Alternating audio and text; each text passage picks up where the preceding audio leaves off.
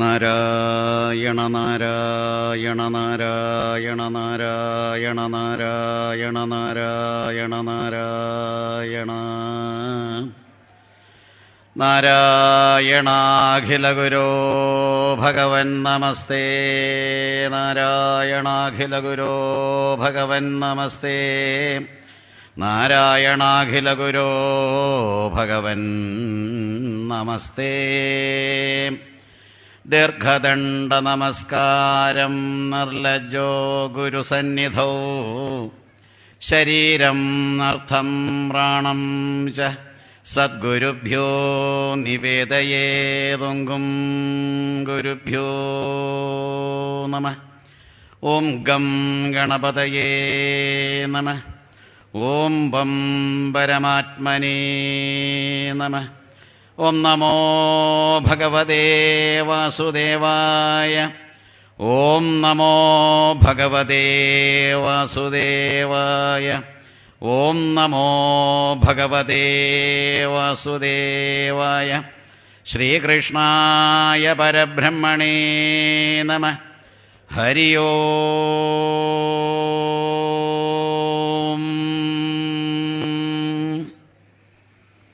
തൃതീയ സ്കന്ധത്തിൻ്റെ ഒടുവിൽ ദേവഹൂതി കർദമ ദമ്പതികൾക്ക് സംജാതനായ കപിലവാസുദേവൻ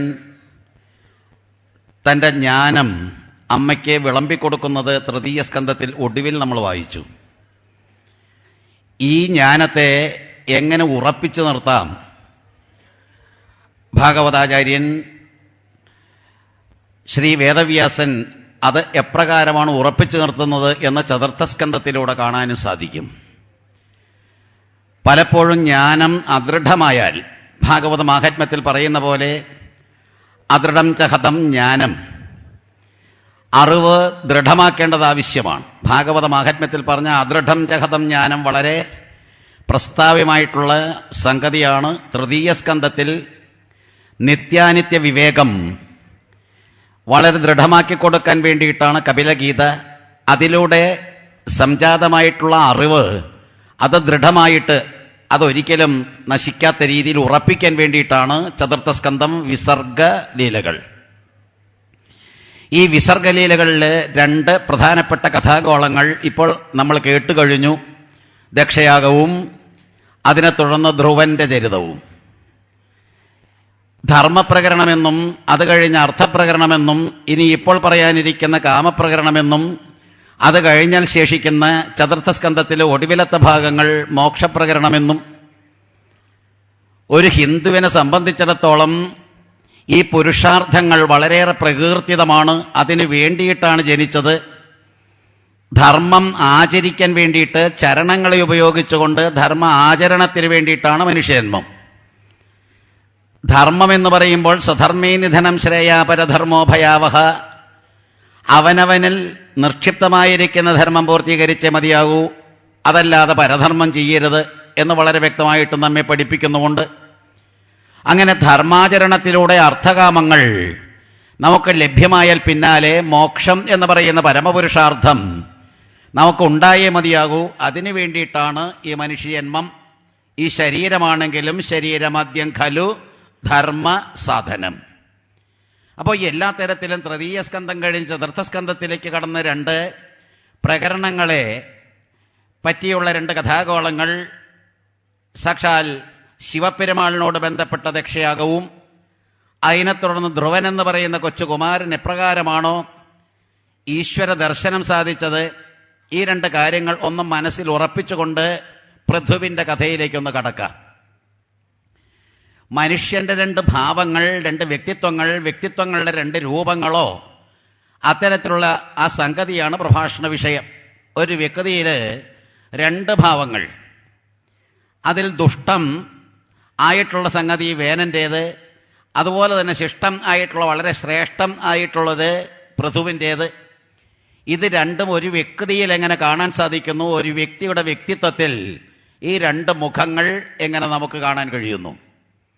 വിഷയത്തിലേക്ക് കടക്കുന്നതിന് മുമ്പ് ദക്ഷയാഗമെന്ന് പറയുന്ന ധർമ്മപ്രകരണത്തിൽ വളരെയേറെ പ്രാധാന്യം കൊടുക്കുന്നത് സതീദേവിയുടെ ദേഹത്യാഗം, എപ്രകാരം ഒരു മനുഷ്യജന്മം കിട്ടിയാൽ ശരീരം ത്യജിക്കണം, പരമമായിരിക്കുന്ന പരമാത്മാവിൽ ലീനമായിരിക്കുന്ന മനസ്സോടുകൂടി ശരീരത്തെ ത്യജിക്കുന്ന വിദ്യ, സാക്ഷാൽ വിദ്യാവിനോദിനിയായിട്ടുള്ള സതീദേവി നമുക്ക് കാണിച്ചു തരുന്നുണ്ട്. അത് കഴിഞ്ഞിട്ടോ ദക്ഷിണാമൂർത്തി ഭാവത്തിൽ ശിവൻ ഇരിക്കുകയും ചെയ്യുന്നു.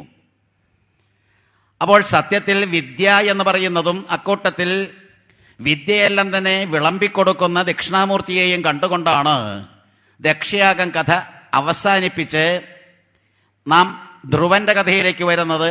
അവിടെ ദ്വാദശാക്ഷരി മന്ത്രത്തിന്റെ ഉപദേശവും നമ്മൾ കാണുകയാണ്. നാരദൻ ധ്രുവൻ എന്ന് പറയുന്ന 5 വയസ്സുകാരന് ദീക്ഷ കൊടുക്കുന്നു. ഓം നമോ ഭഗവതേ വാസുദേവായ. ഈ മഹാമന്ത്രം ജപിച്ച് 6 മാസക്കാലം കൊണ്ട് എങ്ങനെ വിഷ്ണുവിനെ പ്രത്യക്ഷപ്പെടുത്തി നാരായണന്റെ അനുഗ്രഹത്തോടുകൂടി കാര്യങ്ങൾ സാധിക്കാം. ഇവിടെ 2 സംഗതികൾ പറയാൻ വേണ്ടിയിട്ടാണ് ഈ 2 കഥാഗോളങ്ങൾ എടുത്തിട്ടത്.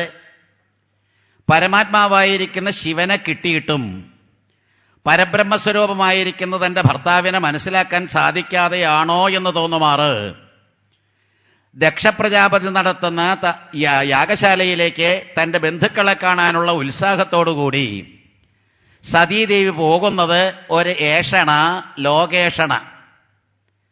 ഭാഗവതം ലക്ഷ്യമിടുന്നത് ഏഷണത്രയങ്ങളിൽ നിന്നുള്ള മോചനമാണ്. പലതിൻ്റെയും കൂട്ടത്തിൽ ഏഷണത്രയം. അതിൽ ലോകേഷണ എന്ന് പറയുന്നത് ബന്ധുക്കളെ കാണണം, അവരവരുടെ സ്വന്തക്കാരെ കാണണം. പരബ്രഹ്മത്തെ കിട്ടിയിട്ടും പരമാത്മാവിനെ ദർശിച്ചിട്ടും അത്തരത്തിലുള്ള സാമീപ്യവും സമ്പർക്കവും ഉണ്ടായിട്ടും അത് വിട്ടുപോകാനുള്ള ഒരു പ്രവണത, ഏഷണ എന്ന് പറയുന്ന ഡിസയർ, അതിലൊന്ന് നമ്മൾ ദക്ഷയാഗത്തിൽ കാണുന്നു. രണ്ടാമത് വിത്തേഷണ എന്ന് പറയുന്ന സംഗതി ധ്രുവചരിതത്തിൽ കാണുന്നു.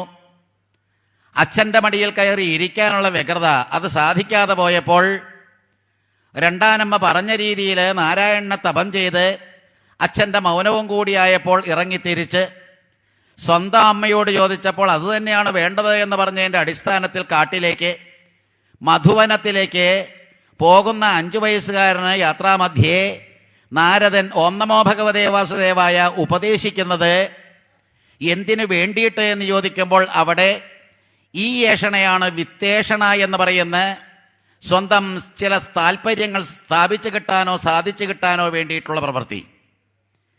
ഈ 2 കഥാഗോളങ്ങളിലും 2 ഏഷണകളാണെങ്കിൽ മൂന്നാമത് നമ്മൾ കാണുന്നത് പൃഥുവിൻ്റെ കഥയിലേക്ക് കടക്കുമ്പോൾ വേനൻ്റെ കഥയോട് ബന്ധപ്പെട്ട് നമ്മൾ കാണുന്നത് പുത്രേഷണ എന്ന് പറയുന്ന മൂന്നാമത്തേത്.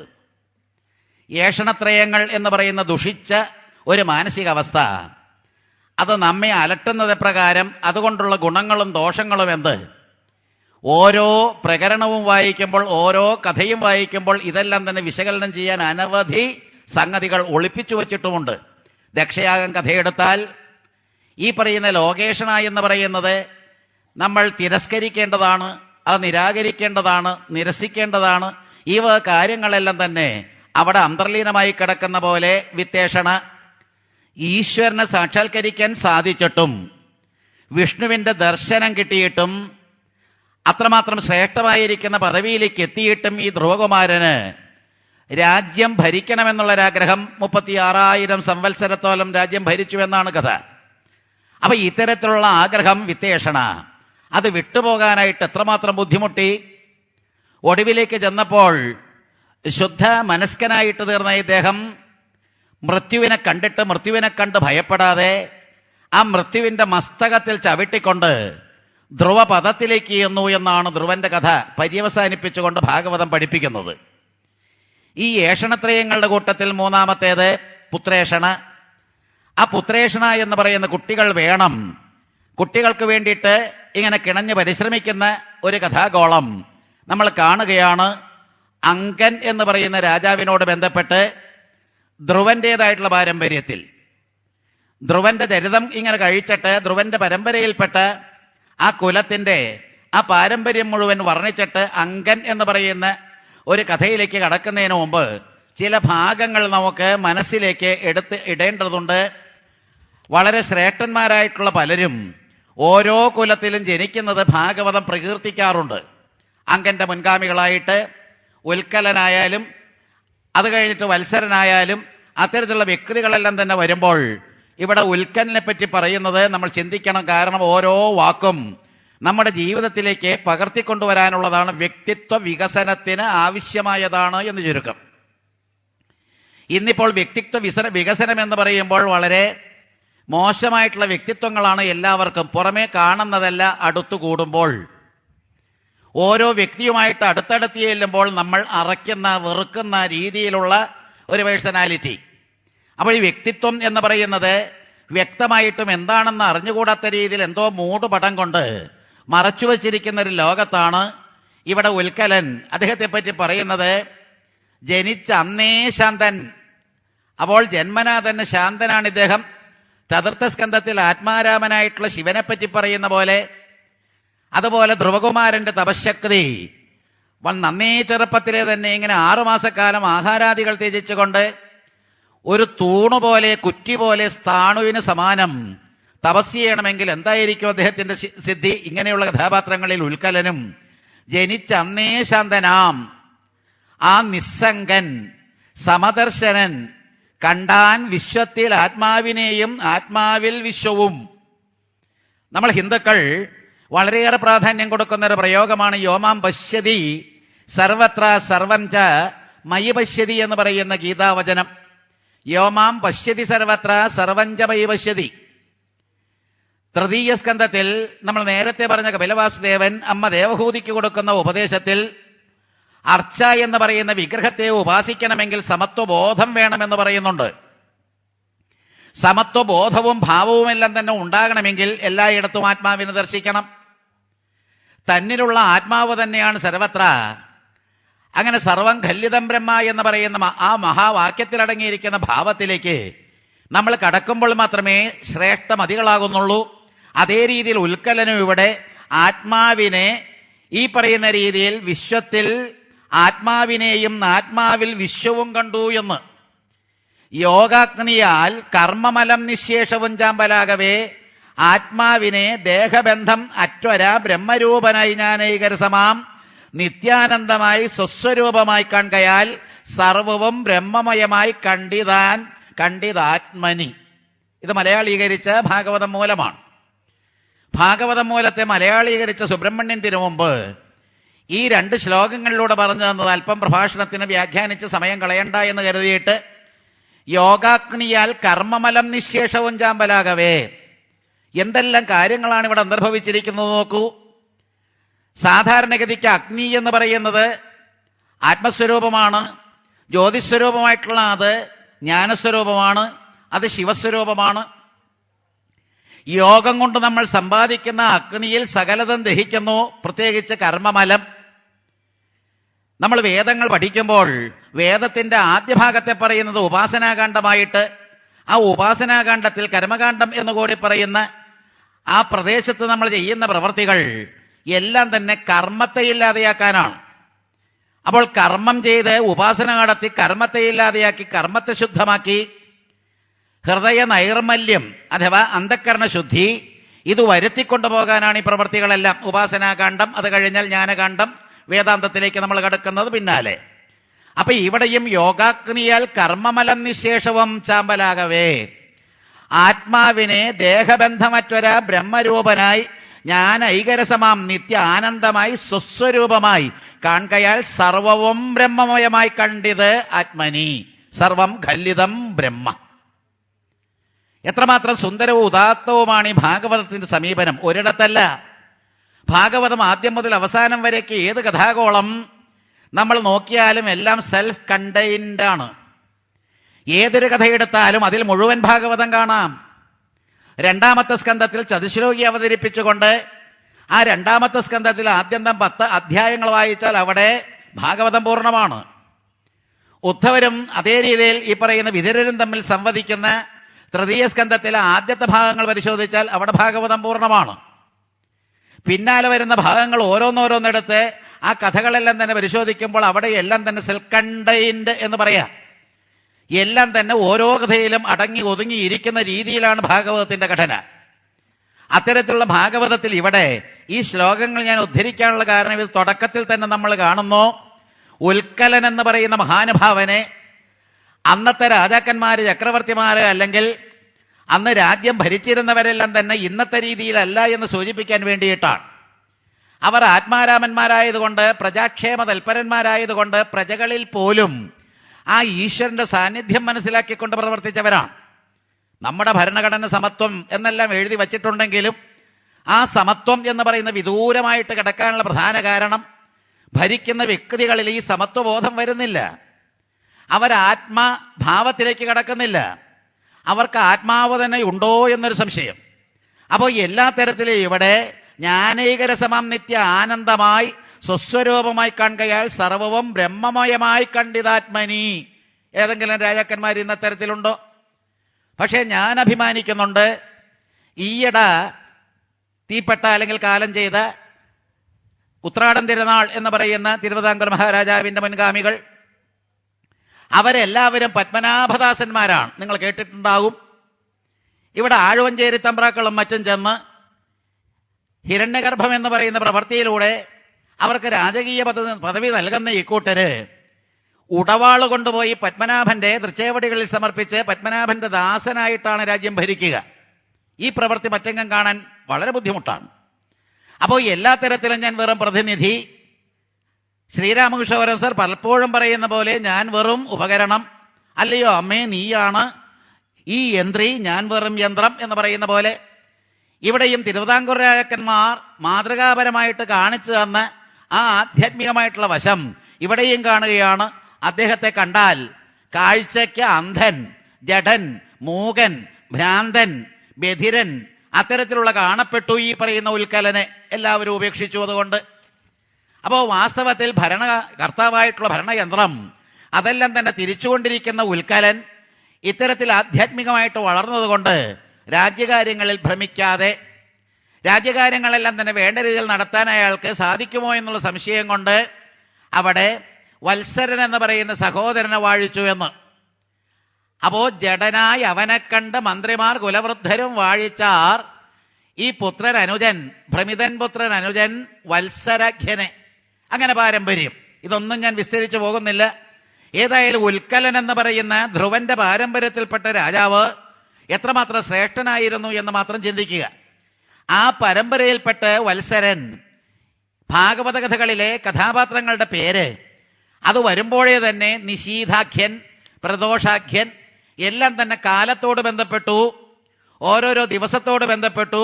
ഒടുവിൽ നമ്മൾ കാണുന്നുണ്ട് കാലം സന്ധ്യ, സായം സന്ധ്യ, മധ്യം എന്ന് പറയുന്ന മധ്യാഹ്നം. ഇങ്ങനെ പുത്രന്മാരുണ്ടാകുന്നു എന്ന് പറയുമ്പോൾ കാലം എന്ന് പറയുന്നത് വിഘടിക്കാതെ ഇരിക്കുന്നത്, വിഘടിച്ചപ്പോൾ ഉണ്ടായ കാലത്തിന്റെ കാലം എന്ന് പറയുന്ന രാവിലെയുള്ളത്, അതുപോലെ വൈകുന്നേരമുള്ള സായങ്കാലം, ഇടയ്ക്കുള്ള മധ്യാഹ്നം. അപ്പൊ ഇത്തരത്തിലുള്ളതെല്ലാം തന്നെ ചിത്രീകരിച്ചു പുത്രന്മാരായിട്ട്. ഭാഗവത കഥാപാത്രങ്ങളെല്ലാം ഇത്തരത്തിൽ പേരുകൾ കൊണ്ട് പലതും ദ്യോതിപ്പിക്കുന്നുണ്ട് എന്ന് കൂടി ഓർക്കുക.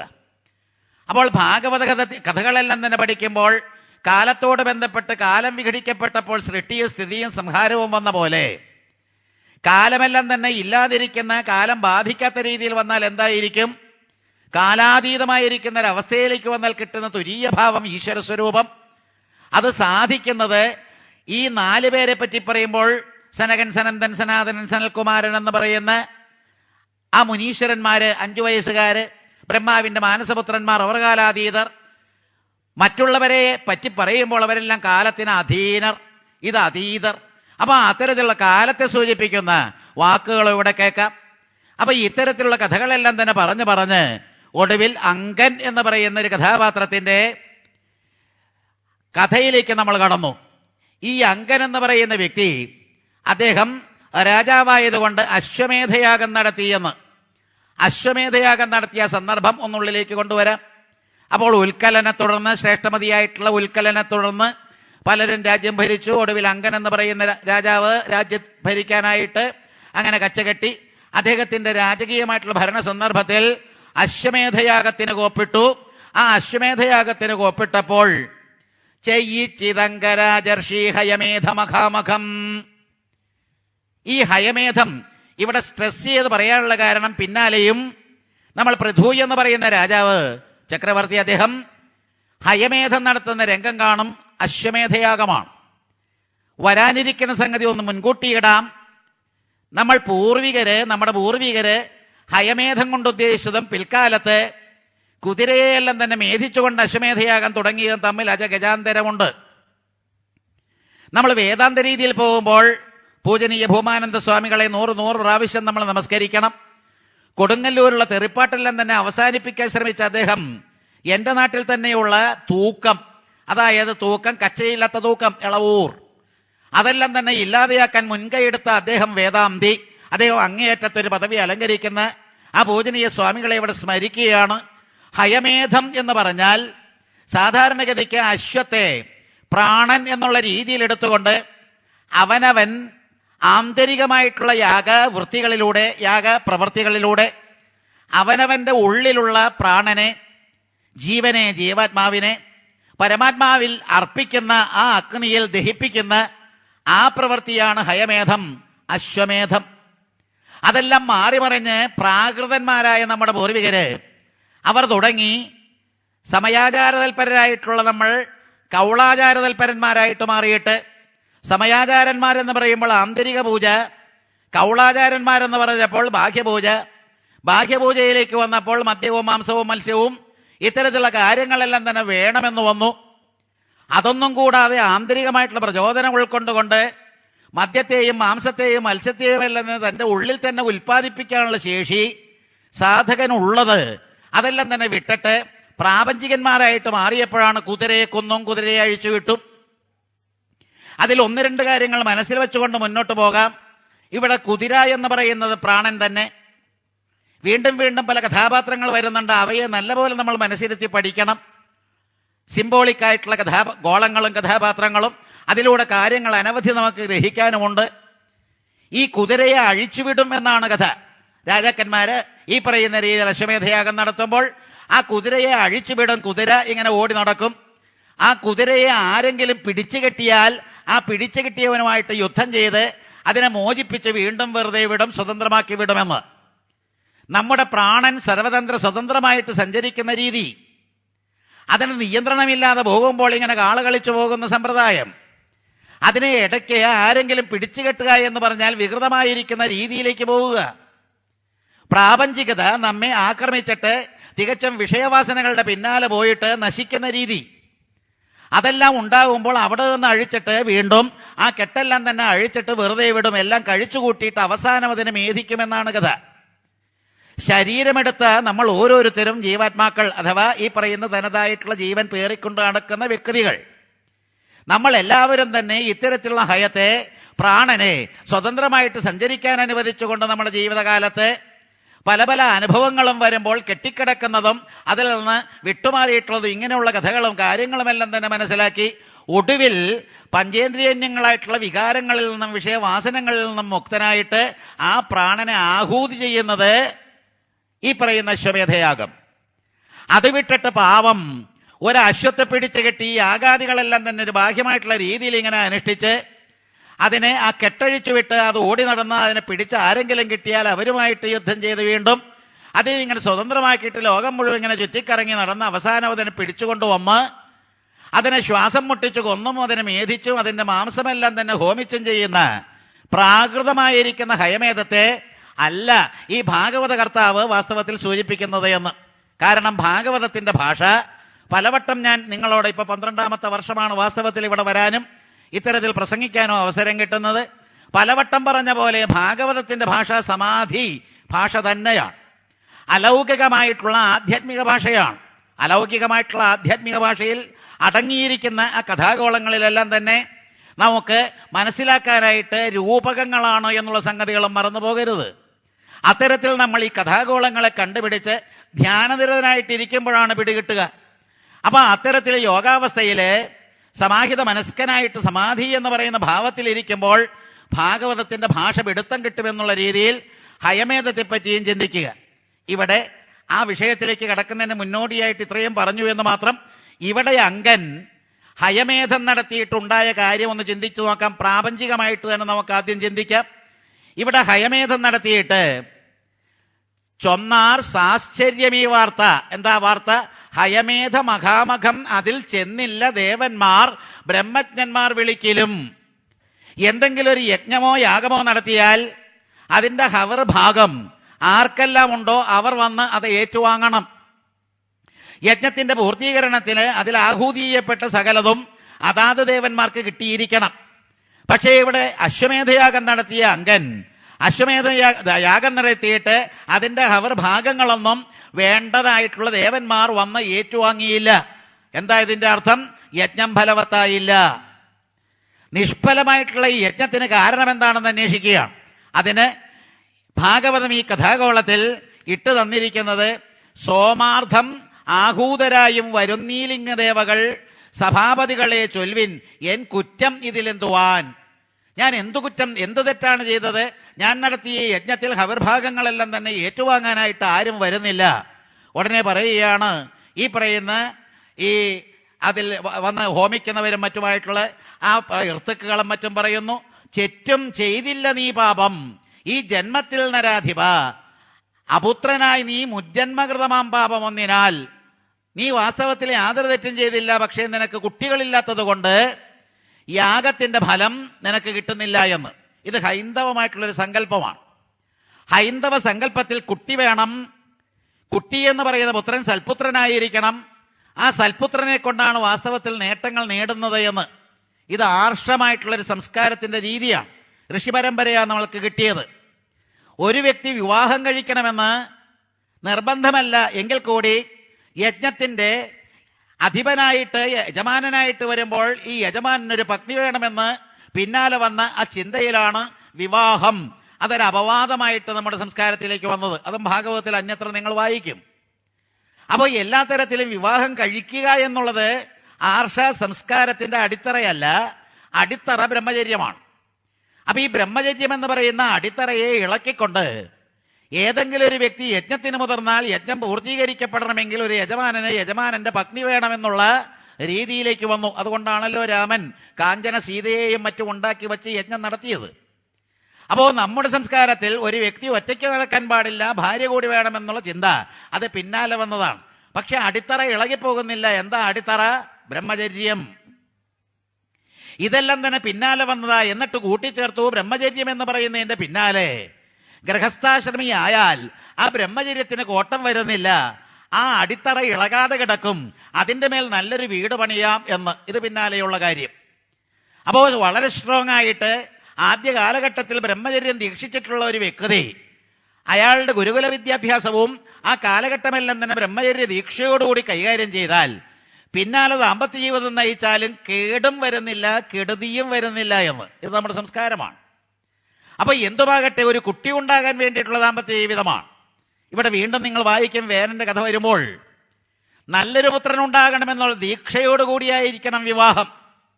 ഇന്നിപ്പോൾ കാട് കയറി എന്തിനു വേണ്ടിയിട്ടാണ് വിവാഹം എന്ന് അറിഞ്ഞുകൂടാതെ ഇങ്ങനെ ചെറുപ്പക്കാരിങ്ങനെ പരസ്പരം വേഴ്ചയ്ക്ക് വേണ്ടിയിട്ടുള്ളൊരു കൃതിയായിട്ട് അത്തരത്തിലുള്ളൊരു പ്രവൃത്തിയായിട്ട് ഇത് അധപ്പതിച്ചിരിക്കുന്ന ഒരു കാലഘട്ടമാണ്.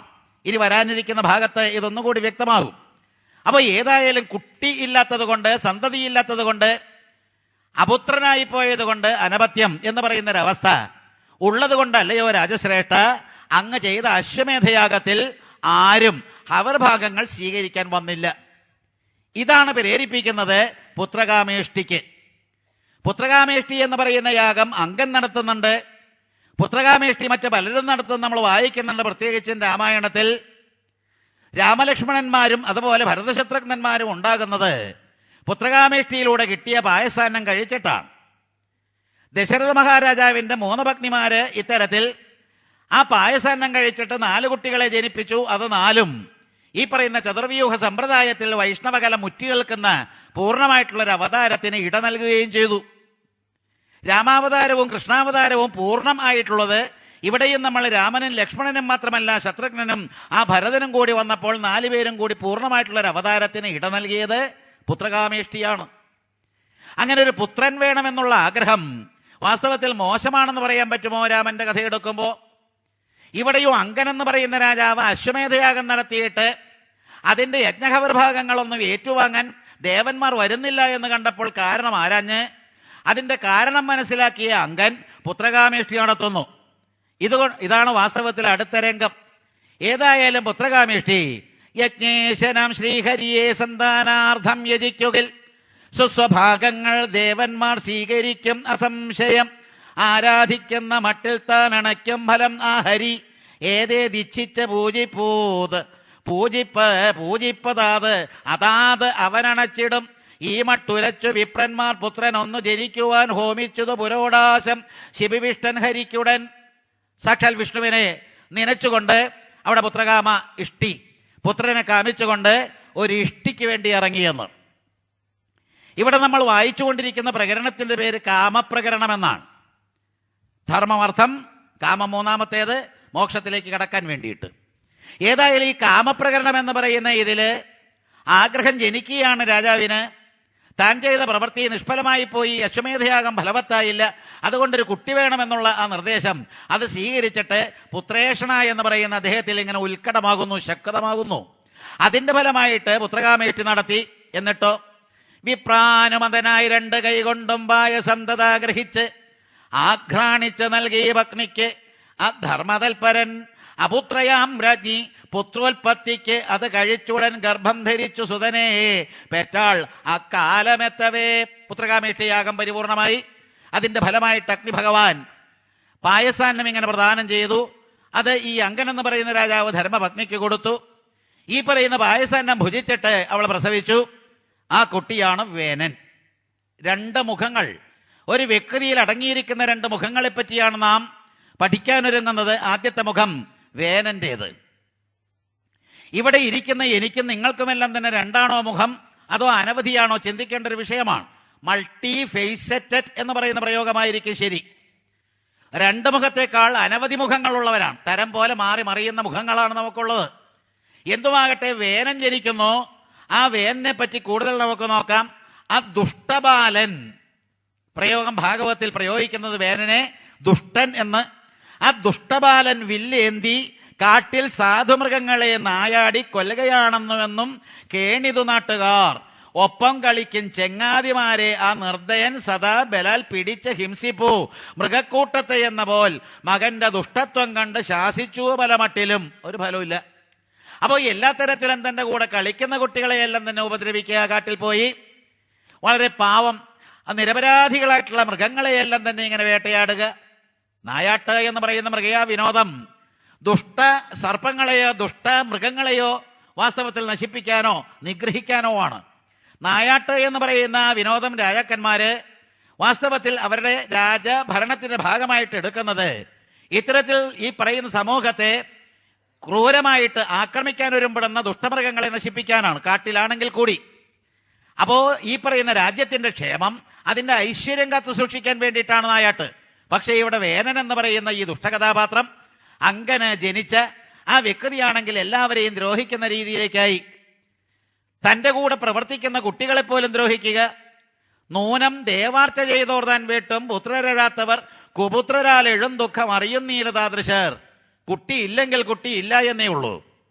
നേരെ മറിച്ച് ഒരു കുട്ടി ജനിച്ചു കഴിഞ്ഞിട്ട് അതൊരു കുപുത്രനായാലോ വളരെ മോശപ്പെട്ടൊരു ജന്മമായിട്ട് നമുക്ക് എപ്പോഴും തലവേദനയായിട്ടുള്ളൊരു കുട്ടിയായാലോ.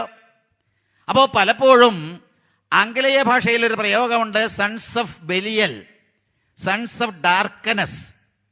അപ്പൊ ഇരുട്ടിന്റെ സന്തതിയായിട്ട്, ചെകുത്താന്റെ സന്തതിയായിട്ട് എന്നൊരു പ്രയോഗം. നമ്മൾ കുട്ടിക്ക് വേണ്ടി പ്രാർത്ഥിച്ചൊരു കുട്ടിയെ കിട്ടിയത് ഇത്തരത്തിലൊരു കുപുത്രനെ കിട്ടിയെന്ന്. ദേവി ഭാഗവതം വായിക്കുമ്പോൾ ഇതുപോലൊരു രംഗം, സത്യവ്രതൻ എന്ന് പറയുന്ന ഒരു കുട്ടിയുടെ ജന്മം, അതിന് ഉപോത്ബലകമായിട്ട് ഒരു യാഗം നടത്തുന്നുണ്ട്. യാഗദീക്ഷയില് മന്ത്രം ജപിക്കുന്നതെല്ലാം തന്നെ തെറ്റിയതിന്റെ ഫലമായിട്ട് ഉണ്ടായ കുട്ടി ഒരു ഇഡിയറ്റായിട്ട് ഭവിക്കുന്നു. അതാണ് സത്യവ്രതൻ. ഈ പറയുന്ന സത്യവ്രതൻ എന്ന് പറയുന്ന കഥാപാത്രം നാട്ടുകാർ ഉപേക്ഷിച്ചപ്പോൾ കാട്ടിൽ ചെന്നു.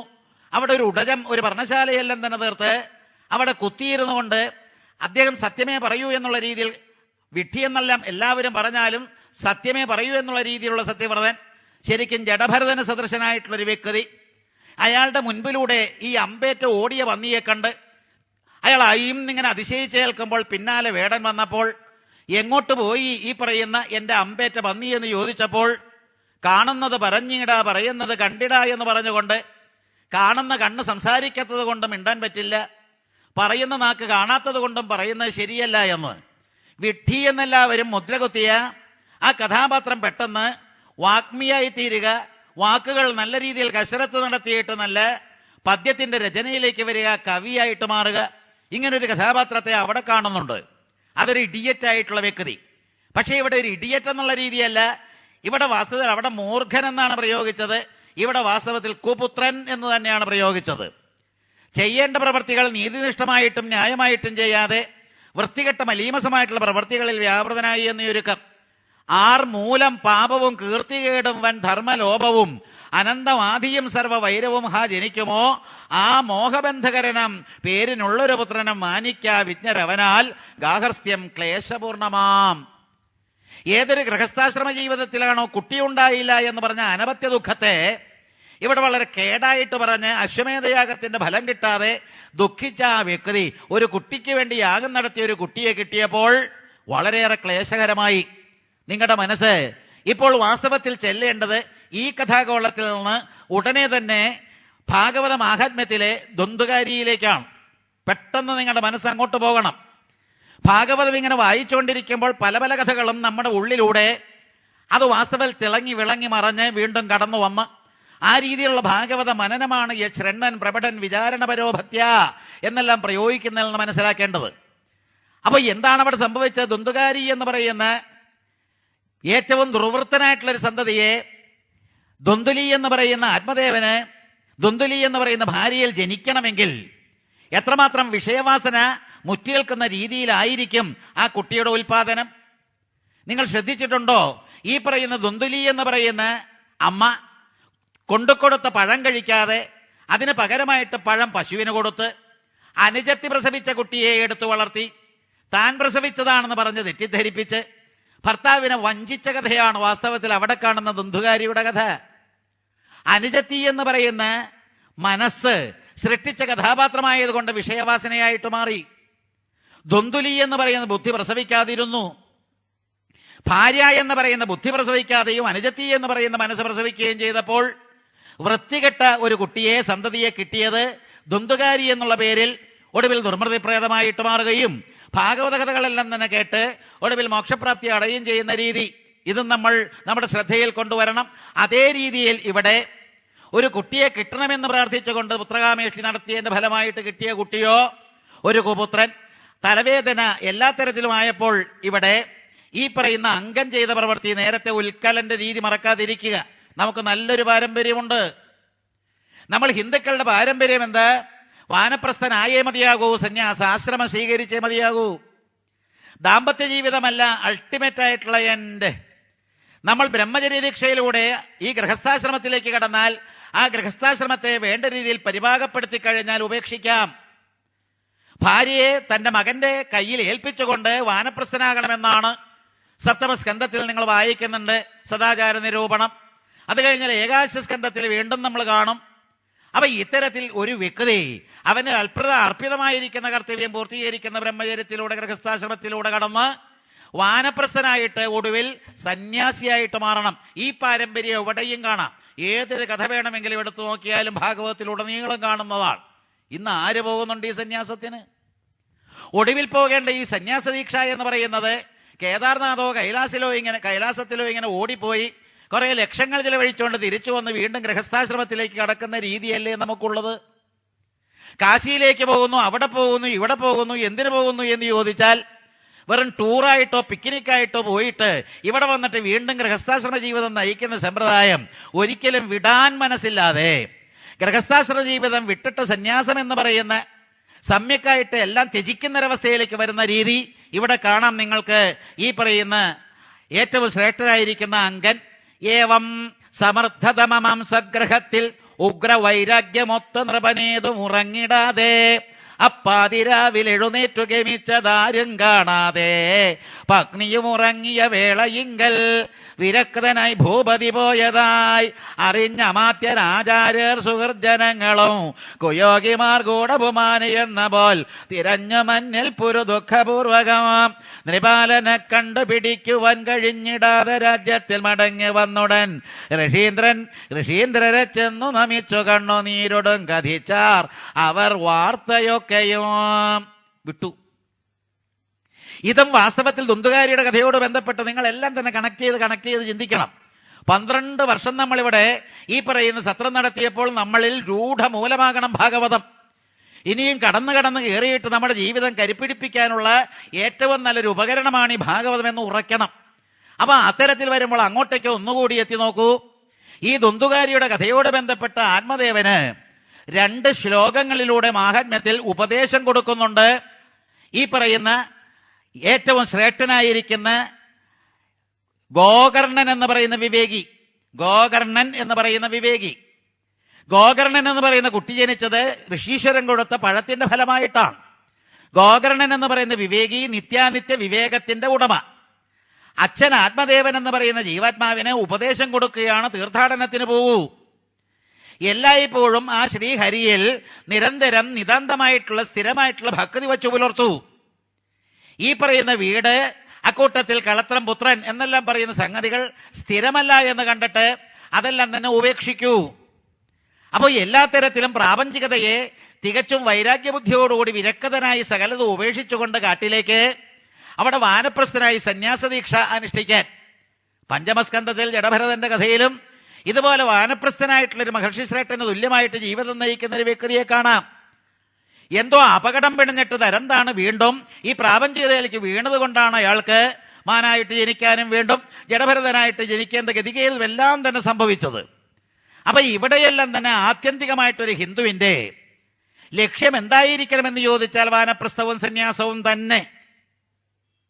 സന്യാസം എന്ന് പറഞ്ഞാൽ മോക്ഷം തന്നെയാണ്. സന്യാസം എന്ന് പറഞ്ഞാൽ കൈലാസത്തോട് ബന്ധപ്പെട്ടതാണ്, കൈലാസാധിപതിയായിട്ടുള്ള ശിവനോട് ബന്ധപ്പെട്ടതാണ്. ശിവനെന്ന് പറയുന്ന ശരീരത്തെ കത്തിച്ച് ചാമ്പലാക്കുന്ന ആ പരബ്രഹ്മത്തോട് ബന്ധപ്പെട്ടതാണ് സന്യാസം. പരിവ്രാജകനായിട്ട് സകലതും പരിത്യജിച്ച് എല്ലാം ഉപേക്ഷിച്ച് കാഷായ വേഷവും മറ്റും ധരിച്ച് അത്തരത്തിലുള്ള ഒരു അവസ്ഥയിലേക്ക് ചെല്ലുന്നത് ശിവസ്വരൂപമായിട്ടാണ്. അപ്പോ ശിവന്റേതായിട്ടുള്ള ഭാവമാണ് ഇവിടെ സന്യാസം. അവിടെ എല്ലാം ഉപേക്ഷിച്ചുവെന്ന് ശിവനെ നല്ലപോലെ ഒന്ന് ധ്യാനിച്ചു നോക്കൂ. അദ്ദേഹത്തിന് വസ്ത്രം വേണോ? അദ്ദേഹത്തിൽ എന്തെങ്കിലും ബന്ധമുണ്ടോ? അദ്ദേഹം വാസ്തവത്തിൽ എല്ലായിടത്തും, പ്രത്യേകിച്ച് ശ്മശാനത്തിൽ, അവിടെ ഇങ്ങനെ കുന്നുകൂടി കിടക്കുന്ന ശവങ്ങളെല്ലാം തന്നെ കത്തി എരിഞ്ഞ് ചാമ്പലാകുന്ന ദുർഗന്ധം വമിക്കുന്ന ആ പ്രദേശത്ത് അവിടെ ചുടലഭസ്മവും ധരിച്ചുകൊണ്ടാണ് അദ്ദേഹത്തിന്റെ നൃത്തം. ഉജ്ജയിനിയിലെ മഹാകാളന് ഏറ്റവും ഇഷ്ടപ്പെട്ടത് ചൂടാറാത്ത ഈ ചുടലഭസ്മം. അപ്പൊ അത്തരത്തിലുള്ള സന്യാസം എല്ലാം തന്നെ ത്യജിച്ച് കത്തിച്ച് ചാമ്പലാക്കി ശരീരത്തെ പോലും ഉപേക്ഷിക്കുന്ന രീതിയിലേക്ക് വരുമ്പോഴാണ് സന്യാസം. നമ്മുടെ കഥാപാത്രങ്ങൾ ഭാഗവതത്തിന് ആരെ വേണമെങ്കിലും എടുത്തുകൊള്ളൂ. പ്രഥമസ്കന്ധത്തിൽ നിങ്ങൾ വാനപ്രസ്ഥന്മാരാകുന്ന ഈ വിതരരും അക്കോട്ടത്തിൽ ധൃതരാഷ്ട്രം ഗാന്ധാരിയെയും കാണുന്നില്ലേ? അതുപോലെ പാണ്ഡവന്മാര് അവർ പോകുന്ന കാണുന്നില്ലേ വടക്കോട്ടേക്ക് മഹാപ്രസ്ഥാനം എന്നുള്ള രീതിയിൽ? അവരെല്ലാം തന്നെ സർവ്വസംഘങ്ങളും പരിത്യജിച്ചിട്ടില്ലേ പോവുക? കുരുക്ഷേത്ര യുദ്ധം ചെയ്ത് അവിടെയെല്ലാം തന്നെ ബന്ധുപുത്രമിത്രാദികളോടുള്ള ബാന്ധവം ഇതെല്ലാം തന്നെ കെട്ടടങ്ങിയ അവർ അങ്ങോട്ടേക്ക് പോയത് ഏത് രീതിയില്? എല്ലാം തന്നെ ഉപേക്ഷിച്ചിട്ട്. അതിവിടെയും കാണുകയാണ്. ഇതെല്ലാം സന്ദർഭവശാൽ പറയുന്നത് വ്യക്തിത്വം എന്ന് പറയുന്ന ഒരു പ്രത്യേക ഭാവം നമുക്കുണ്ടാകണമെങ്കിൽ ഇതെല്ലാം ആവശ്യമാണ്. രാവിലെ ഇന്ന് തുടങ്ങിയത് ഒരു വ്യക്തിത്വ വികസന ക്യാമ്പിന്റെ ഉദ്ഘാടനമാണ്. അത് തികച്ചും അമ്പാടി എന്നുള്ള പേരിൽ കൊച്ചുകുട്ടികളെ വളർത്തിക്കൊണ്ടുപോരുന്ന അനാഥ ശിശുക്കള്, അതോടൊപ്പം തന്നെ മറ്റു കുട്ടികളെയും വിളിച്ചു വരുത്തിയിട്ട് ഒരു 3 ദിവസത്തെ ത്രിദിന ക്യാമ്പ്. വ്യക്തിത്വ വികസനം എന്നാണ് അതിൽ കൊടുത്തിരിക്കുന്ന സബ്ജക്ട്. വളരെ വ്യത്യസ്തന്മാരായിട്ടുള്ള വ്യക്തികൾ വന്ന് ക്ലാസ്സുകൾ എടുക്കും. ഈ ക്ലാസ്സുകൾ എടുത്താൽ എനിക്ക് പറയേണ്ടി വന്നു, നമ്മൾ ഈ ക്ലാസ്സുകൾ എടുത്തിട്ട് ചരവണം പോലെ എന്തെങ്കിലും കേട്ടുപോയാൽ വ്യക്തിത്വമാകുകയില്ല. വ്യക്തിത്വം എന്ന് പറയുന്നത് ഉപാസനയിലൂടെ മാത്രമേ കിട്ടൂ.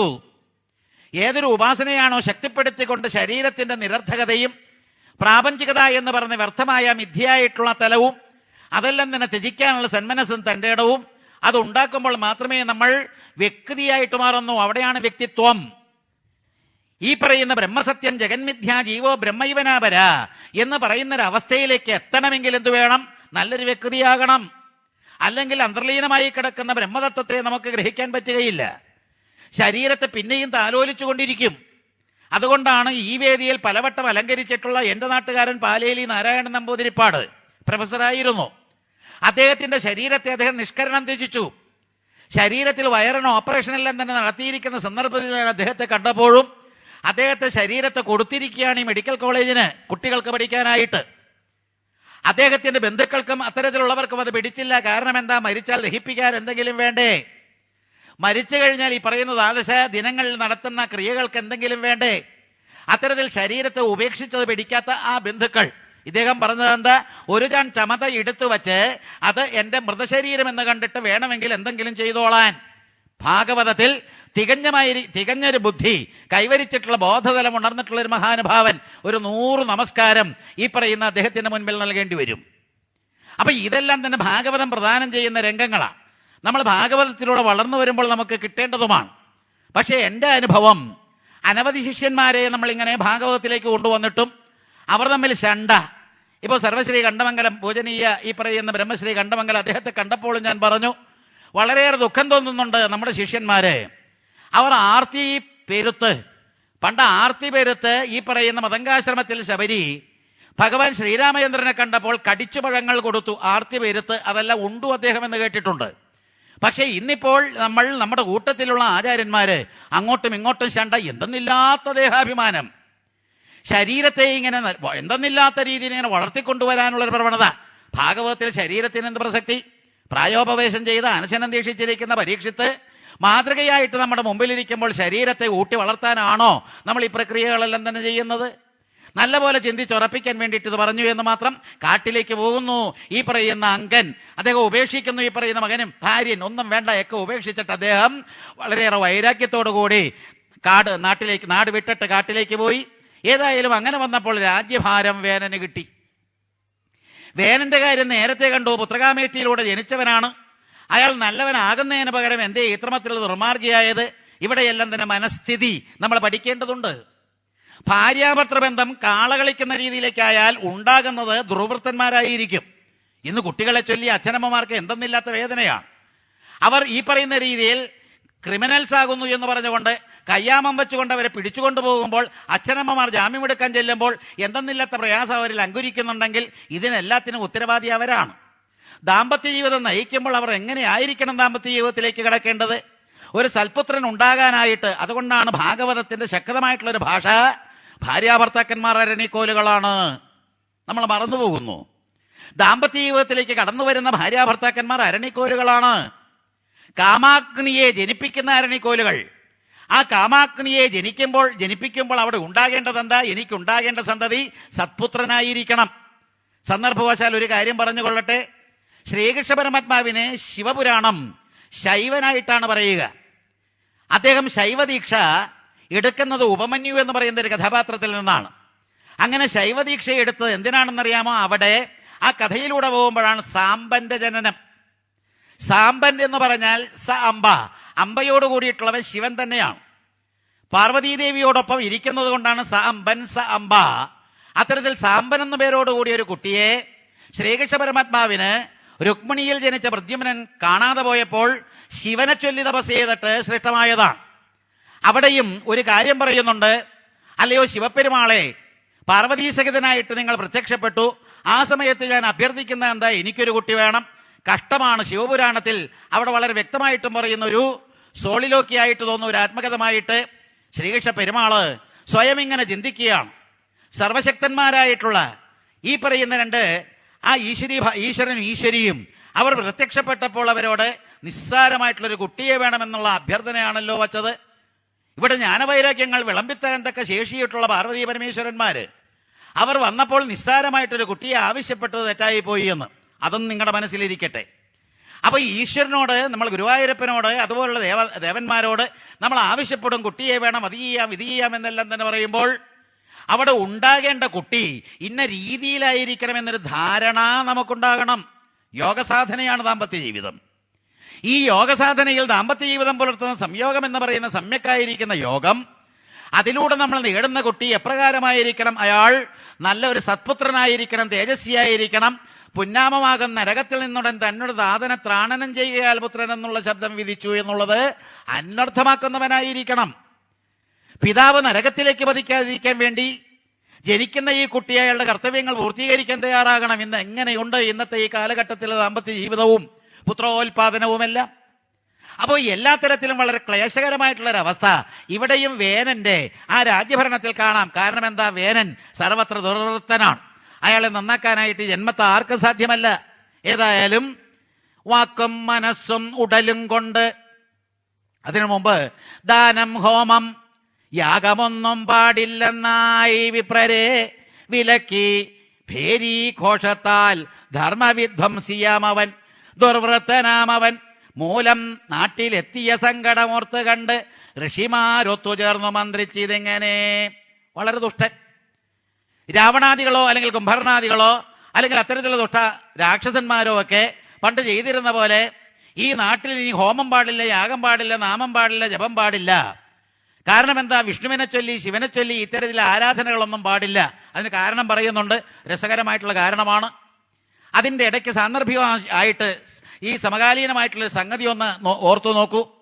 ഞാൻ എല്ലാ വേദികളിലും വളരെ ശക്തമായിട്ട് പറയുന്നതാണ്, കർണാടകത്തിൽ നിന്നായാലും തമിഴ്നാട്ടിൽ നിന്നായാലും അല്ലെങ്കിൽ കേരളം വിട്ട പുറ സ്ഥലങ്ങളിൽ നിന്ന് യാതൊരു കാരണവശാലും പശുവിനെയും കാളയെയും ഇങ്ങോട്ട് കൊണ്ടുവന്ന് മേധിക്കാൻ അനുവദിക്കരുത്. ഇത് ഭാഗവതത്തിന്റെ ആവശ്യമാണ്, ഭാഗവത പ്രേമികളുടെ ആവശ്യമാണ്, ഭഗവാന്റേതായിട്ടുള്ള ഇംഗിതമാണ്. കാരണം എന്താ? അദ്ദേഹം പാല് കുടിക്കാൻ ആഗ്രഹിച്ചപ്പോൾ ഗോലോകത്ത് സൃഷ്ടിച്ച സുരഭിയുടെ ആ സന്തതി പരമ്പരയിൽപ്പെട്ട ഇവരെ കൊണ്ടുവന്ന് മേധിക്കുക. അപ്പോൾ എല്ലാ തരത്തിലും നമ്മൾ ഭാഗവതം വായിക്കുമ്പോൾ ഈ വൈഷ്ണവകല ഇല്ലാതെയാക്കാൻ, ഈശ്വരീയമായിട്ടുള്ള അനുഭൂതികൾ ഇല്ലാതെയാക്കാൻ എന്താ വിദ്യ? കംസാദികളും ചിന്തിക്കുന്നുണ്ട്. ഭാഗവതത്തിൽ ദശമസ്കന്ധത്തിൽ നമുക്ക് വായിക്കാൻ സാധിക്കും. എപ്രകാരമെല്ലാം തന്നെ മന്ത്രധ്വനിയുണ്ടോ, ഋഷീശ്വരന്മാരുണ്ടോ, ഭൂസുരന്മാരുണ്ടോ, അവരുടെ ഉടജങ്ങളും അവരുടേതായിട്ടുള്ള ആശ്രമങ്ങളും എല്ലാം തന്നെ തല്ലി തകർക്കുക. പിന്നാലെ പറയുന്നത് ഈ പശുക്കളെയെല്ലാം തന്നെ കൊന്ന് അതിന്റെ രക്തമെല്ലാം എടുത്ത് ഇങ്ങനെ ഒഴിക്കുക. അപ്പോൾ എല്ലാ തരത്തിലും സാത്വിക പ്രകൃതികളായിട്ടുള്ള പശുക്കളെയും അതുപോലെ കാളകളെയും സാത്വിക സ്വരൂപികളായിട്ടുള്ള ഋഷീശ്വരന്മാരെയും എല്ലാവരെയും നിഗ്രഹിച്ചാൽ ഇവിടെ ദൈവീകമായിട്ടുള്ള ആ ചൈതന്യമെല്ലാം തന്നെ അറ്റിട്ട് അതെല്ലാം തന്നെ എല്ലാ തരത്തിലും പോയിട്ട് ആശ്രികമായിട്ടുള്ള പ്രവൃത്തികൾക്ക് നമുക്ക് ശക്തി കൂട്ടാമെന്ന് ഇന്ന് കേരളക്കരയിൽ നടക്കുന്നതല്ലേ. ഇന്നിപ്പോൾ ഞായറാഴ്ച അങ്ങോളം ഇങ്ങോളം ഇങ്ങനെ ഓടി നടക്കുമ്പോൾ ഈ പശുവിന്റെയും കാളയുടെയും രക്തം പതിക്കാത്ത ഒരു പ്രദേശം പോലും കേരളത്തിലില്ല. കഷ്ടാൽ കഷ്ടതരം. വടക്കേന്ത്യയിൽ ഇപ്പോൾ പലപ്പോഴും പല ഈ പറയുന്ന ചാനലുകൾ കാണുമ്പോൾ അവിടെയെല്ലാം തന്നെ പശുക്കളെ സംരക്ഷിക്കാനായിട്ട് എന്തെന്നില്ലാത്ത ശക്തമായിട്ടുള്ളൊരു നീക്കം കാണാം. നമ്മൾ എല്ലാവരും തന്നെ ആരാധിക്കുന്ന പശുവിനെയാണ്. എന്തുകൊണ്ടിത് പറഞ്ഞു എന്ന് ചോദിച്ചാൽ, പശു വരുന്നു പിന്നാലെ ഈ പൃഥുവിന്റെ കഥയിൽ. പശുവിന് പകരം ആടായാൽ പോരായിരുന്നോ, അല്ലെങ്കിൽ എരുമയായാൽ പോരായിരുന്നു? എന്തിനാണപ്പാ ഈ പശു? ദശമസ്കന്ധത്തിൽ എന്തിനാണാവോ പശുരൂപത്തിൽ ഈ പറയുന്ന ഭൂമിദേവി പോയി സങ്കടം ഇങ്ങനെ പാലാഴി വാസനായിട്ടുള്ള ഭഗവാനോട് പറഞ്ഞത്? അവിടെ എല്ലാം തന്നെ പശു എന്ന് പറയുന്ന ഉത്കൃഷ്ടമായിരിക്കുന്ന ഒരു ഭാവത്തെ ഭാഗവതം ഉടനീളം നമ്മൾക്ക് ഇട്ടുതരുന്നുണ്ട്. അക്കൂട്ടത്തിലാണ് ഇവിടെയും ദാനം ഹോമം യാഗമൊന്നും പാടില്ല എന്നായി വിപ്രരെ വിലക്കി ഭേരീ ഘോഷത്താൽ ധർമ്മവിധ്വംസിയാമവൻ. എല്ലാ തരത്തിലും സൽക്കർമ്മങ്ങളെല്ലാം തന്നെ നിരോധിക്കപ്പെട്ടു. അപ്പൊ എല്ലാ തരത്തിലും ആശ്രികമായിട്ടുള്ളൊരവസ്ഥ ഈ പ്രപഞ്ചത്തിൽ ഉണ്ടാകാൻ വേണ്ടുന്ന എല്ലാ കാര്യങ്ങളും ഈ ദുഷ്ടം ചെയ്തു. എന്നിട്ട് പിന്നാലെ ഈ മുനിമാര് രാജ വേനന്റെ അടുത്തേക്ക് ചെന്നു. എന്നിട്ട് കാര്യങ്ങളൊന്ന് ധരിപ്പിച്ചു കളയാം, ദുഷ്ടനാണെങ്കിലും ഒന്ന് പറഞ്ഞു നോക്കാം. രാജ ഭവാൻ ആയുസ് ഐശ്വര്യം കീർത്തി ശക്തിയും വളർത്തും. അസ്മത് വാക്യത്തെ ശ്രദ്ധാപൂർവം ശ്രവിക്ക. നീ ഞങ്ങൾ പറയുന്ന കാര്യങ്ങൾ ശ്രദ്ധിച്ചാൽ അങ്ങക്ക് എല്ലാ ആയുരാരോഗ്യ സൗഖ്യം ഇതെല്ലാം തന്നെ ഉണ്ടാകും. വാക്കും മനസ്സും ഉടലും കൊണ്ട് ധർമ്മം ചരിക്കുവോർ പ്രാപിപ്പൂ. പുണ്യലോകങ്ങൾ നിസ്സംഗന്മാർ വിമുക്തിയും പ്രജാക്ഷേമപരം ധർമ്മം വെടിയായിക മഹീപതേ. തന്നംശത്താൽ നൃപതിമാർ ഐശ്വര്യഭ്രഷ്ടരായി വരും. ധർമ്മം അനുഷ്ഠിക്കണം. ധർമ്മം ചര.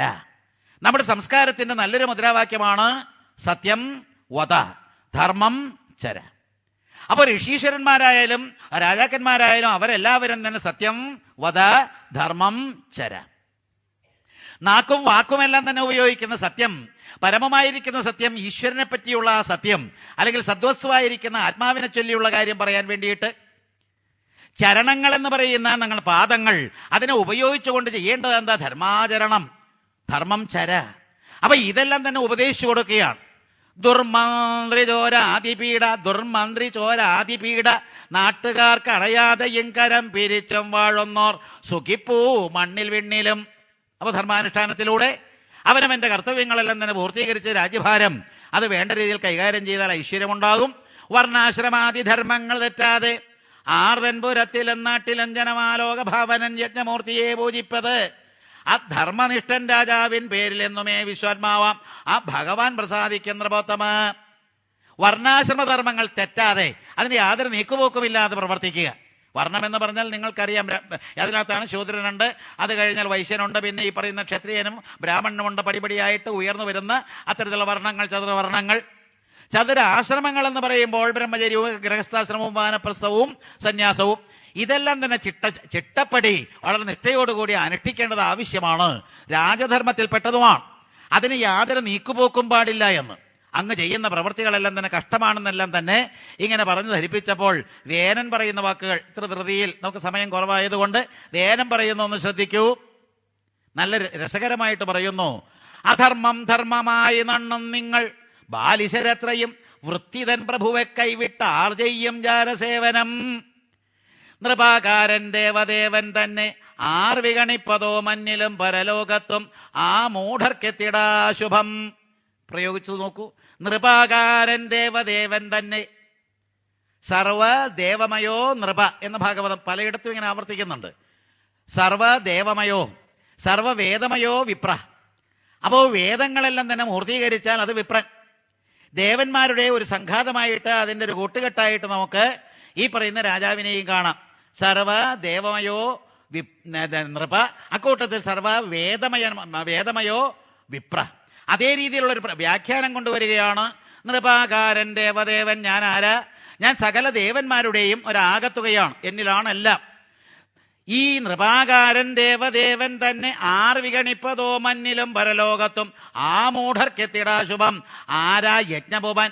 നിങ്ങൾക്കാരിൽ ഇത്രയ്ക്ക് ഭക്തിയും ഭർത്തൃസ്നേഹം വിട്ട വേശ്യമാർക്ക് ജാരനിലെന്ന പോൽ ബ്രഹ്മാവ്, വിഷ്ണു, ഗിരിശൻ, ഇന്ദ്രൻ, വായു, യമൻ, രവി, വരുണൻ, ധനതൻ, സോമൻ, ഭൂരി, ഭൂമി, വന്നി, അപാമ്പതി, കുറെ ദേവന്മാരിങ്ങനെ അനവധി പേരുടെ പേരുകളൊക്കെ കേട്ടിട്ടുണ്ട്. നിഗ്രഹാനുഗ്രഹേശന്മാരായ മറ്റന്യദേവരും വാഴൂ നൃപശരീരത്തിൽ സർവദേവമയൻ നൃപൻ. ഇവരൊക്കെ ഇരിക്കുന്ന എന്റെ ശരീരത്തിലാണ്. അപ്പൊ ഈ വേനൻ എന്ന് പറയുന്ന ഈ ദുഷ്ടകഥാപാത്രം സകല ദേവന്മാരും എന്നിലാണെന്നിങ്ങനെ അത്തരത്തിലൊരു അവകാശവാദം ഉന്നയിച്ച അത് സത്യമാണത്, പക്ഷേ ഇത്തരത്തിലല്ല എന്ന് മാത്രം.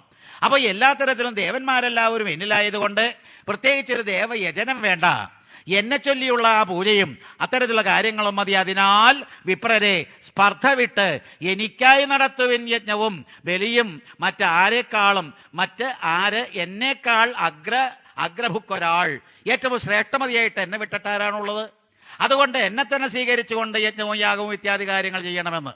എങ്ങനെയുണ്ട് ഇദ്ദേഹത്തിന്റെ രീതി എന്ന് നോക്കൂ. അങ്ങനെ ഈശ്വരനെ നിഷേധിച്ച് തന്നെക്കാൾ ആ ബലിഷ്ഠനായിരിക്കുന്ന ഈശ്വരനെ ചൊല്ലി യാതൊരു തരത്തിലുള്ള ഒരു ചിന്തയുമില്ലാതെ താൻ തന്നെയാണ് എല്ലാം. പണ്ട് ലൂയി 14 പറഞ്ഞു. എന്താ പറഞ്ഞത്? I am the monarch of all that I survey. എന്നെ വിട്ടിട്ട് ആരും ഈ പ്രപഞ്ചത്തിൽ ഇല്ല എന്നുള്ള മട്ടിൽ. മഹാനായ അലക്സാണ്ടറും അത്തരത്തിലൊരു ചിന്താഗതിക്കാരനായിരുന്നു. ലോകമഹായുദ്ധങ്ങൾ ഉണ്ടാക്കിയ ആ വ്യക്തികൾ എല്ലാവരും ഇത്തരത്തിൽ അഹങ്കാരികളായിരുന്നു. അവ ഈഗോ സെന്റേഡ്, അവരിലുള്ള അഹങ്കാരം കൊണ്ട് അവർ അവരെ തന്നെ കേമന്മാരായിട്ട് പറഞ്ഞു, I am the monarch of all that I survey. അപ്പൊ അതേ രീതിയിൽ ഈശ്വരനാരാ? ഞാനാ. ദേവന്മാരെന്ന് പറഞ്ഞ് പ്രത്യേകിച്ചൊന്നുമില്ല, അതല്ല ഞാനാ. അപ്പൊ എന്നെ വേണം പൂജിക്കാൻ, എന്നെ വിട്ടിട്ട് മറ്റാരെയും പൂജിക്കരുത്. ഹിരണ്യകശിപുവിനെ അദ്ദേഹം സ്വയം ഇങ്ങനെ ഈശ്വരനായിട്ട് സങ്കല്പിച്ചുകൊണ്ട് പ്രഹ്ലാദകുമാരനോട് പറയുന്ന അതേ ശൈലി ഋഷീശ്വരന്മാരോട് പറഞ്ഞതാണ്. ഇതെല്ലാം കേട്ടപ്പോൾ എന്തു ചെയ്തു? നിക്കക്കളി ഇല്ലാതെ ആ ഋഷീശ്വരന്മാർ ഹുങ്കാരം കൊണ്ട് വേനനെ കൊന്നു എന്നാണ്. ഹുങ്കാരം, ഹും എന്ന് പറയുന്ന ബീജാക്ഷരം ഹനിക്കാനുള്ളതാണ്. മന്ത്രത്തിൽ ബീജാക്ഷരങ്ങളാണ്. ഓരോരോ ദേവതകളെ പൂജിക്കാനായിട്ട് ഹ്രീമായാലും ക്ലീമായാലും ശ്രീമായാലും ഓമായാലും എന്തായാലും അത്തരത്തിലുള്ള ബീജാക്ഷരങ്ങളുടെ കൂട്ടത്തിലാണ് കവചായ ഹും. നമ്മൾ ഷഡംഗം ചെയ്യുമ്പോൾ കവചായ ഹും, നമ്മളെ രക്ഷിക്കാനായിട്ട് കവചം, ആ മുദ്രയെല്ലാം തന്നെ പിടിച്ച് കവചായ ഹും എന്ന് പറയുമ്പോൾ അതിന് ശത്രുക്കളെ മുഴുവൻ നിഗ്രഹിക്കുന്ന ഹും എന്ന് പറയുന്ന ഹുങ്കാരം. ഹും എന്ന് പറയുന്ന ശബ്ദത്തോടുകൂടി ശത്രുക്കളെ മുഴുവൻ ഇങ്ങനെ കത്തി എരിച്ച് ചാമ്പലാക്കാൻ സാധിക്കും ഋഷീശ്വരന്മാര്. ഈ ബീജാക്ഷരം ഹും എന്ന് പറയുന്ന ബീജാക്ഷരം പ്രയോഗിച്ച് വേനനെ കൊന്നു. വേനനെ കൊന്നതോടുകൂടി അരാജകത്വം എല്ലാം തന്നെ നശിക്കുന്നുമെന്നുള്ള മട്ടിലായി. രാജാവില്ലാത്ത ആ കാലഘട്ടത്തിൽ കള്ളന്മാർ എല്ലാ തരത്തിലും ഈ രാജാവിന്റെ രാജ്യത്തേക്ക് കടന്ന്, അല്ലെങ്കിൽ ഈ രാജ്യത്തേക്ക് കടന്ന് എല്ലാ തരത്തിലും ദുഷ്ടപ്രവൃത്തികൾക്ക് ഇടയായി. എന്നിട്ട് അതിന് പരിഹാരമായിട്ട് എന്താ മാർഗം? അതിനു വേണ്ടിയിട്ടാണ് പിന്നാലെ നമ്മൾ കാണുന്നു, കടയുന്നു. ഈ പറയുന്ന ശരീരം, വേനന്റെ ശരീരം കടയുന്നു. തീർന്നില്ലെങ്കിലും ഒരു പ്രധാനപ്പെട്ട സംഗതി, നിങ്ങളുടെ മുമ്പിലേക്ക് എടുത്തിടാൻ വേണ്ടിയിട്ടാണ് കടയുന്നു എന്ന് പറഞ്ഞുകൊണ്ട് അല്പം ഒരു ഗ്യാപ്പ് ഇട്ടത്. കഴിഞ്ഞ വർഷങ്ങളിലേക്കാൾ സ്പീഡ് ഇത്തിരി കുറഞ്ഞിട്ടുണ്ടെന്ന് തോന്നുന്നു എന്തോ. അപ്പൊ ഏതായാലും സംസാരത്തിന്റെ സ്പീഡ് കുറഞ്ഞതുകൊണ്ട് നിർത്തിയത് ഈ കടയുന്ന രീതിയാണ്. കടയാതെ ഈശ്വരനെ കിട്ടുമോ? മഥിക്കാതെ ഈ പറയുന്ന മഥനമല്ലാതെ മറ്റെന്തെങ്കിലും ഈ ഭാഗവതത്തിലുണ്ടോ? അന്ധക്കരണത്തെ മഥിക്കുന്ന രീതിയല്ലാതെ മറ്റൊരു പാലാഴി മഥനം എന്ന് പറയുന്ന കഥാഗോളത്തിൽ എന്ത് പ്രസക്തി? അന്ധക്കരണം എന്ന് പറയുന്ന മനസ്സ്, ബുദ്ധി, ചിത്തം, അഹങ്കാരം എന്ന് പറയുന്ന കടയുന്നതല്ലാതെ മറ്റ് കടയുന്ന രീതി കൊണ്ടൊന്നും നമുക്ക് യാതൊന്നും കിട്ടുകയില്ല. അപ്പോൾ എല്ലാ തരത്തിലും കടയുന്ന രീതി പാലാഴി മഥനം പോലെ ഇവിടെ ഒരു വ്യക്തിയെ കടയുകയാണ്. നിർത്തി അല്പവും കൂടി മുന്നോട്ട് ഞാൻ കടന്നു പറയുന്നു. വായിക്കാനിരിക്കുന്ന ഭാഗത്തും വാസ്തവത്തിൽ കടയുന്നതിന് പകരം കറക്കുകയാണ്. കറക്കുക എന്ന് പറഞ്ഞാൽ ഈ ദോഹനം ചെയ്യുന്നത്. പശുവായിട്ട് വന്നിരിക്കുന്ന ഭൂമിദേവിയെ ഇനി പൃഥു എന്ന് പറയുന്ന പിന്നാലെ ജനിക്കുന്ന വളരെ അതുല്യ പ്രതിഭയുള്ള വ്യക്തി കടയുന്നതിന് പകരം അവളിൽ നിന്ന് ഇങ്ങനെ കറന്നെടുക്കുന്നുണ്ട്. രണ്ടും നിങ്ങൾ നല്ലപോലെ മനസ്സിലിട്ട് ആലോചിക്കുക. കടഞ്ഞാൽ കിട്ടുന്നതെന്ത്, അതുപോലെ കറന്നാൽ കിട്ടുന്നതെന്ത്? കറക്കണമെങ്കിൽ ഒരു കിടാവ് വേണം. ആ കിടാവിനെ ഉപയോഗിച്ചുകൊണ്ട് കറന്നാൽ അതിൽ നിന്ന് പലതും കിട്ടുന്നതാണ് ശരീരമെന്ന് പിന്നാലെ നമ്മൾ വായിക്കും. കടയാനുള്ള അതേ രീതിയിൽ തന്നെ കറക്കാനുള്ള അതേ രീതിയിൽ തന്നെ യാഗഭൂമി ഉഴുകുക എന്ന് പറയുന്ന രീതിയും കൂടി ഒന്ന് ചിന്തിച്ചു നോക്കൂ. 3 പദങ്ങളായി. കടയുക എന്നതും കറക്കുക എന്നുള്ളതും അതുപോലെ ഒഴുകുക. സാക്ഷാൽ സീതാദേവി എന്ന് പറയുന്ന വിദ്യാസ്വരൂപിണി, സാക്ഷാൽ ശ്രീരാമചന്ദ്രന്റെ ധർമ്മപത്നി, അവളെ ഇത്തരത്തിൽ സീതയിൽ നിന്ന് കിട്ടി എന്ന് പറയുമ്പോൾ ഭൂമിദേവിയെ ഉഴുതുമറിക്കുന്ന സമ്പ്രദായത്തിൽ ഭൂമി എന്ന് പറയുന്ന ശരീരത്തെ ഉഴുതുമറിക്കുന്നത് കടയുന്നത് തന്നെ. ശരീരത്തെ കടയാതെ നമുക്ക് യാതൊന്നും കിട്ടുകയില്ല. ശരീരത്തെ കടയാൻ എന്താ ഉപാധി? ഒരു 7-8 വയസ്സാവുമ്പോഴേക്ക് തോലിടുക. തോലിട്ട് കഴിഞ്ഞ് പൂണുനൂലിടുക. മന്ത്രദീക്ഷ, ആ ഗുരുക്കന്മാരുടെ കയ്യിലുള്ള മന്ത്രദീക്ഷ എടുത്തിട്ട് പുരസ്ചരണാദി ക്രിയകളിലൂടെ ശരീരത്തെ മെരുക്കുക, ഒരുങ്ങുക. അതാണ് വാസ്തവത്തിൽ ഇവിടെ ഈ യാഗഭൂമി ഉഴുതുമറിക്കുന്ന രീതി. യാഗഭൂമി ഉഴുതുമറിക്കുന്ന രീതി. യാഗഭൂമി എന്ന് പറയുന്ന യോഗഭൂമി തന്നെയാണ്. നിങ്ങൾ അങ്ങോട്ടും ഇങ്ങോട്ടും കാട് കയറി പോകാതെ യോഗം സാധിക്കാനുള്ള യാഗഭൂമി അത് ശരീരം. ശരീരത്തെ ഉഴുതുമറിക്കാനുള്ള ശേഷി നമുക്കുണ്ടെങ്കിൽ അതിൽ നിന്ന് പലതും നമുക്ക് ഉണ്ടാക്കിയെടുക്കാം. അതിന് സമന്തകം ഉദാഹരണം. ദശമസ്കന്ധത്തിൽ സമന്തകം എന്ന് പറയുന്ന മണി അത് കിട്ടുന്ന സത്രാജിത്തിന്. സത്രാജിത്താണെങ്കിൽ സൂര്യഭഗവാനെ തപസ് ചെയ്തു, അതിന്റെ ഫലമായിട്ട് കിട്ടിയ മണി അത് 8 ഭാരം കനകം വിളയുന്ന ഒമ്മ. അണിമാതി അഷ്ടൈശ്വര്യങ്ങൾ സിദ്ധികളെല്ലാം തന്നെ ദൈനംദിനം ഇങ്ങനെ ഉൽപ്പാദിപ്പിക്കുന്ന ഒരു മണി സൂര്യഭഗവാനെ തപസ് ചെയ്തതിന്റെ ഫലമായിട്ടുണ്ടായി. ശരീരത്തെ കടഞ്ഞതുകൊണ്ട്, ശരീരത്തെ ഉഴുതുമറിച്ചത് കൊണ്ട്, ശരീരത്തിൽ നിന്ന് കറന്നെടുത്തത് കൊണ്ട്. ഈ 3 പദങ്ങളും നല്ലപോലെ ഭാഗവത പ്രേമികളായിട്ടുള്ള നമ്മൾ ഉറപ്പിക്കണം. അപ്പോൾ എല്ലാ തരത്തിലും ഈ ശരീരം എന്തിനു തന്നത്? നേരത്തെ പറഞ്ഞു, ഈ ശരീരമാദ്യം ഖലു ധർമ്മസാധനം. വേനൻ എന്ന് പറയുന്ന മരിച്ചു കിടക്കുന്ന ആ ശവശരീരത്തെ കടഞ്ഞിട്ട് ഒരു പ്രത്യേക രീതിയിലുള്ള വ്യക്തിത്വങ്ങളെ വാർത്തെടുത്തു എന്നുള്ള കഥയിലേക്ക് വരികയാണ്. ശവത്തെ കടന്നാൽ എന്ത് കിട്ടും? ശവത്തെ കറന്നാൽ എന്ത് കിട്ടും? അപ്പോ ശവത്തെ കടഞ്ഞാലും കറന്നാലും കിട്ടുന്നത് എന്താ? വല്ലതും കിട്ടുമോ? ചൈതന്യമറ്റ ഒരു ശരീരത്തിൽ നിന്ന് എന്തെങ്കിലും ഉൽപ്പാദിപ്പിക്കാൻ സാധിക്കുമോ? അപ്പൊ ഇവിടെ വാസ്തവത്തിൽ ഈ കഥാഗോളം, ഈ രൂപകം, ഈ സിമ്പൽ അത്തരത്തിൽ കഥ പഠിക്കാനല്ല, എന്തൊക്കെയോ കാര്യങ്ങളുണ്ട്. ഉൽക്കലനിലൂടെ തുടങ്ങി. ഞാൻ അതാണ് അവിടെ നിന്ന് തുടങ്ങാൻ കാരണം. ഉൽക്കലൻ എന്ന് പറയുന്നത് ധ്രുവന്റെ പരമ്പരയിൽപ്പെട്ട ആ ഉൽക്കലനിലൂടെ തുടങ്ങി. എന്നിട്ട് അങ്കനിലൂടെ കടന്ന് നമ്മൾ കടന്നു വന്നിരിക്കുന്ന വേനലിലേക്കാണ്. ആരപ്പാ ഈ അങ്കനും ഈ വേനനും ഇനി ജനിക്കാൻ പോകുന്ന പൃഥുവും അതിനു മുമ്പുണ്ടായ ഉൽക്കലനും? ഇവരെല്ലാം തന്നെ നമ്മുടെ ശരീരത്തിൽ നിന്ന് അന്യരല്ല എന്ന് ഉറപ്പിച്ചിട്ട് വേണം നമുക്ക് എന്തെങ്കിലും ചെയ്യാൻ. നമ്മൾ ചെയ്യുന്ന പ്രവൃത്തികളെല്ലാം തന്നെ നടക്കുന്നത് നമ്മുടെ ശരീരത്തില്. നിങ്ങൾ കേട്ടുകൊണ്ടിരിക്കുന്ന ഈ പ്രഭാഷണവും ഈ യജ്ഞവേദിയിൽ ഇരുന്നു കൊണ്ട് നിങ്ങൾ അനുഭവിക്കുന്ന ഈ ശരീരം കൊണ്ട്, ശരീരമില്ലാത്ത അവസ്ഥയിൽ വല്ലതും ചെയ്യാൻ പറ്റുമോ? വല്ല വിഭൂതിയുണ്ടോ, അനുഭൂതിയുണ്ടോ, ഭൂതിയുണ്ടോ, ഐശ്വര്യമുണ്ടോ, നേട്ടങ്ങളുണ്ടോ, ശ്രേയസ്സുണ്ടോ, പ്രേയസ്സുണ്ടോ, എന്തെങ്കിലും ഉണ്ടോ ഈ ശവത്തിന്? അപ്പോൾ എല്ലാ തരത്തിലും വേനൻ എന്ന് പറയുന്ന ആ ദുഷ്ടനെ ഹുങ്കാരം കൊണ്ട് നശിപ്പിച്ചു എന്ന് പറഞ്ഞാൽ, ദുഷ്ടതയെ ഇല്ലാതെയാക്കി. എന്നിട്ട് കടഞ്ഞു എന്ന് പറഞ്ഞാൽ വീണ്ടും ഈ പറയുന്ന ഉപാസനയിലേക്ക് കടന്ന് ആ ശവത്തിന്റെ തുടകൾ കടഞ്ഞപ്പോൾ നിഷാദന്മാരുണ്ടായി എന്ന്. അരക്കെട്ടിന് താഴത്തേക്ക്, അരക്കെട്ടിന് മുകളിലേക്ക്, ഇത്തരത്തിലാണ് ശരീരത്തെ നമ്മൾ പഠിക്കുന്നത്. അരക്കെട്ട് എന്ന് പറയുന്ന ഡിമാർക്കേറ്റിംഗ് പോയിന്റ്, അവിടെ മൂലാധാരം എന്ന് പറയുന്ന സങ്കേതം പൃഥ്വിതത്വമാണ്. ശരീരം ആസകലം പൃഥ്വിതത്വമാണ്. ഈ പൃഥ്വിതത്വത്തിൽ അരക്കെട്ട് മുതൽ താഴത്തേക്ക് പാതാളം വരേക്കുള്ളത് താഴത്തേക്ക് അധപ്പതിക്കുന്ന രംഗങ്ങളാണ്. അപ്പോൾ എല്ലാ തരത്തിലും അധപ്പതിക്കുന്ന രംഗം എന്നുള്ള രീതിയിലാണ് തുടകടഞ്ഞപ്പോൾ നിഷാദൻ, കാട്ടാളൻ, അക്ഷരാഭ്യാസമില്ലാത്ത, സംസ്കാരം തൊട്ടുതെറിച്ചിട്ടില്ലാത്ത ഒരു പ്രത്യേക സൃഷ്ടി നടക്കുന്ന അരക്കെട്ടിന് താഴത്തേക്കാ. ഇനി ഇന്നത്തെ ഈ പ്രധാനപ്പെട്ട എല്ലാവരെ പറ്റി ചിന്തിച്ചാലും ഞാൻ കൂടുതൽ പറയുന്നില്ല. ഓരോരോ ദിവസവും നമ്മൾ കണ്ടും കേട്ടും മടുത്തിരിക്കുന്ന മന്ത്രിമാരും അവരും എല്ലാവരും തന്നെ ബന്ധപ്പെട്ടിട്ടുള്ള ആ കഥകൾ കേട്ടാൽ നമുക്കറിയാൻ കഴിയും നിഷാദന്മാരെ സൃഷ്ടിക്കുന്ന അരക്കെട്ടിന് താഴത്തേക്ക് കടയുന്ന രീതിയാണ് എന്ന്. പിടുത്തം കിട്ടിയാവോ?